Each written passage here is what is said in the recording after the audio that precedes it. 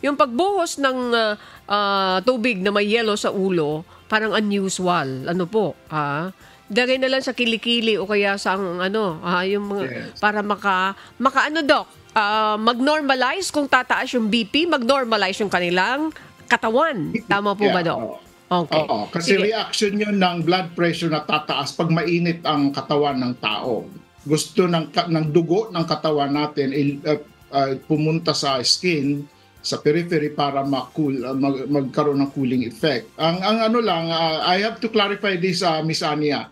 Yung paglagay ng malamig na tubig sa ulo ay definitely hindi yun ang cause ng pagkaroon ng stroke niya. Kung heat man yun. Okay. Ito yung pagtaas ng blood pressure na nag-cause ng mukhang nag-burst ang ugat doon. So it's not Okay. because naglagay siya ng yelo. Okay. So even if he's only Okay. 26 years old, ano po? 26 years old lang yung tao. Ayan. Okay, dahil sa sobrang init. Miss Jackie, at this point, sige, tuloy niyo na po yung pagtatanong kay Doc Coico. Thank you po. Yes, okay. Thank you, Ms. Annie. Pero at least maliwanag na po sa atin na yung kanyang atake ay dahil talagang ito ay mangyayari na.